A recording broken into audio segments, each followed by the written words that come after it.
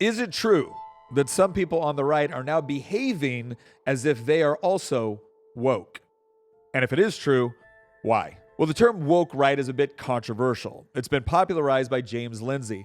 The reason he coined the term is because he believes that there are some on the right that are beginning to adopt what we might call woke characteristics in the way that they think about the world and debate.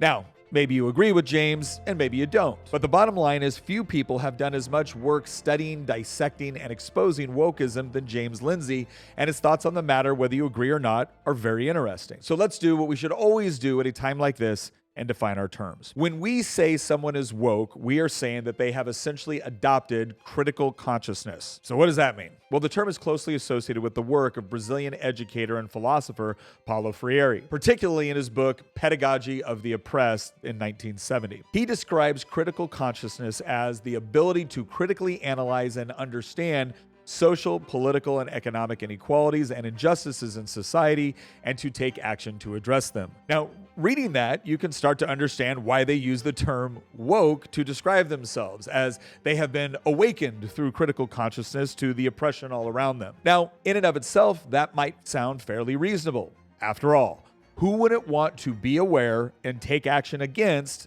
oppressive systems? Until, of course, you realize that critical theory tends to believe that just about any disparity in society is evidence of oppressive systems. And the oppressive systems that they hate so much are always things like Christianity, capitalism, the traditional family, but never brutal communist regimes. I wonder why that is. Now, none of what I have just described sounds very right-wing. So how is it even possible for anyone on the right to be considered woke? And the answer is they use the structure of critical theory and the way it explains the world, but they apply it to different end states. For instance, the left explains that all disparities and inequalities experienced by marginalized populations are a direct result of social, political, economic, and other cultural and legal tools of oppression that must be dismantled and replaced, usually with leftist or Marxist systems. Now, the moment you attempt to engage in that debate with them, they accuse you of being captured by these oppressive systems, or worse yet, that you directly benefit from them. And then they automatically put you into the category of being an oppressor. Now, when they make these claims, you respond by trying to apply logic, reason, and evidence to demonstrate why you think they are incorrect. But your appeal to those systems of thought, reason, and logic is just used as evidence against you. And this makes debate or even casual conversation impossible. Now imagine that same strategy, but insert traditionally right-wing objectives. We have all met someone on the right who had a theory about a particular person or event who could not be convinced they were incorrect no matter how much evidence you brought to bear. They had made up in their mind that a person, organization, or government agency was responsible for something or directly targeting them, and the moment you ask for sufficient evidence to prove their theory, you are instantly accused of being a sheep, paid off, or a traitor. There ends up being a never-ending regression into unfalsifiable explanations with no real ideologically neutral standards by which information can be judged. Everything becomes a friend-enemy distinction. Now, let's be very clear about something. Oppressive systems can and do exist.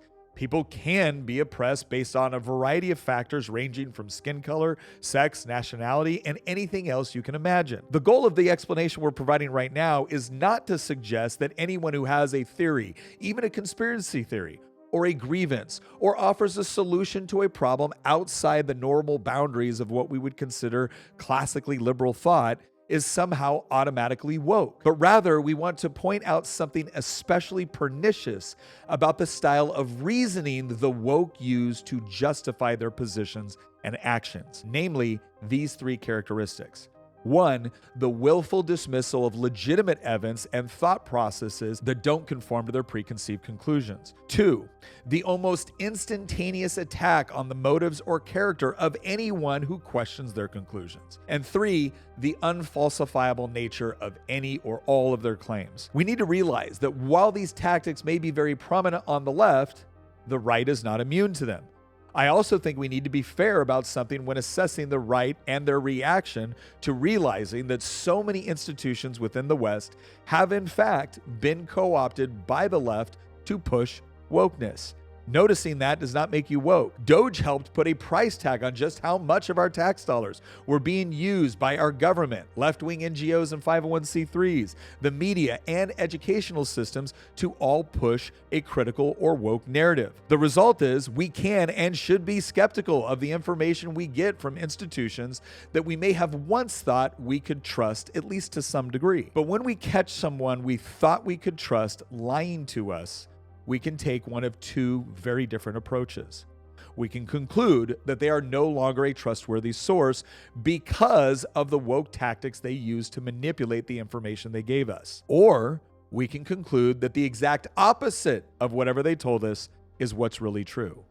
And that is where things can get very dangerous. It is tempting to lean into this second approach, this idea that because you've lied before, whatever you tell me, the opposite is true. But we have to realize that when we do that, we are actually adopting some of the ideological framework behind their tactics, and it will eventually lead us down a very dark path. If we stand for anything, let it be an honest pursuit of the truth, a genuine truth, not one of this your truth and my truth, which is nothing more than a perspective that relies on manipulation, straw man arguments, and ad hominem attacks.